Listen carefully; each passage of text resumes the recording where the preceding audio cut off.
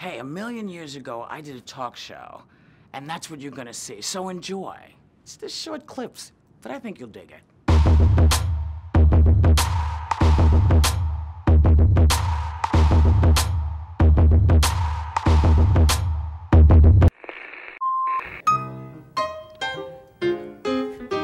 So give me some locks and wash my socks. Baby, this is the Catskills. It ain't Broadway, but Mammy, whatever. There should be an ending. It's not Miami, Mammy. Oh, it was a great time.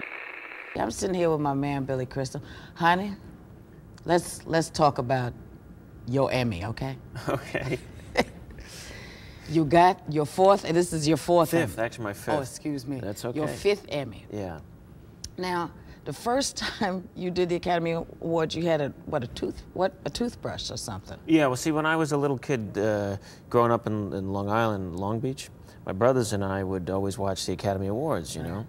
And then being the maniac I was then and still am now, I'd run into the bathroom at the end of the show and, you know, I'm going to sleep and I'd take this toothbrush and in the mirror, thank everybody, to thank the Academy, like to thank. So when I do those shows, I bring that toothbrush with me in my pocket, and I always thank it to make me remember where my love of show business started. Right. You know, I carried my speech that I had when I was 9. I brought that speech with me to the Academy Awards and got so flustered I couldn't do it. I didn't remember where I put it. I used to carry this baseball glove too, but it looked terrible with a tuxedo. You had what I think is one of the most amazing childhoods. Yeah. Because if you put that childhood up on a bulletin board and put your picture next to it with like 8 other people, no one would connect it up. No, it wouldn't compute, no. So my dad was in the music business. Right. My uncle was still is a great record producer, produced Rock Around the Clock, right, all the Billie Holiday's things. And my dad was managed this great little record store in New York called the Commodore Music Store on 42nd Street, when it was cool to be on 42nd Street, yeah, when it wasn't all And I'd go to work with them, or they'd come over, and the house was always filled with the greatest jazz artists of the day, from, you know, Billie Holiday to Eddie Condon, Tyree Glenn, and I'd hang out at concerts with them and be backstage. From the time I was about 3, 4 years old, I knew the jazz world really well, knew the guys, and they were our friends. And there was no color in our house. There was no, you know, so you learned to really love people, yeah, and the atmosphere of the business. In looking back, your mom and dad are going out, the babysitter's on the way over.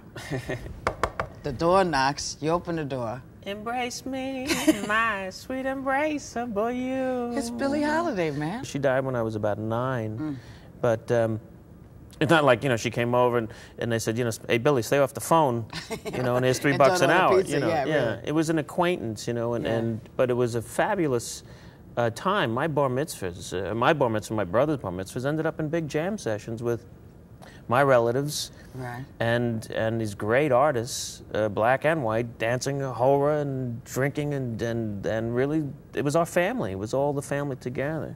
You would think you would have become a musician. Well, you never had me play. I didn't know you played, baby. What do you play? I play clarinet and a little trumpet.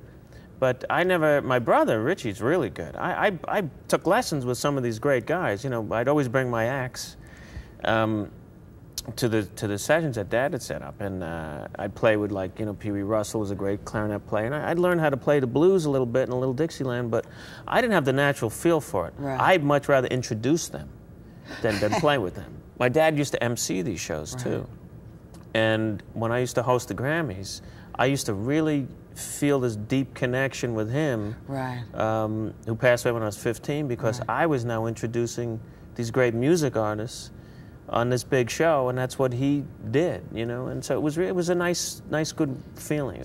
Well, you've had a pretty exciting career, seems to me. I feel like I've had a couple of careers, though. You have, because now, you know, you and Robin and myself have gone through, it's like we're following each other like little ducks, you know. Because, I mean, for me, one of the great shows was Midnight Train to Moscow. But I would like, and I know a lot of people who are watching the show have seen it, but I'm indulging myself at this moment.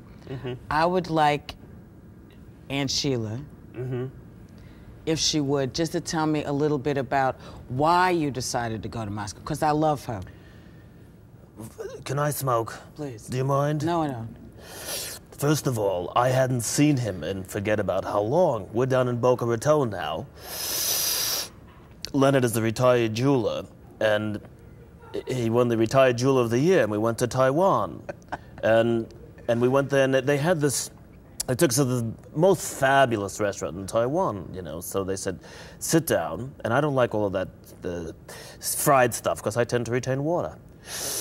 Anyway, they bring in this poor monkey, and they put his head in the middle of a table, and they zoop, take the head off. Have you seen this? No, I haven't. Oh, it's horrible. And then people scoop out, and they eat the brains. And I said, Leonard, get the car.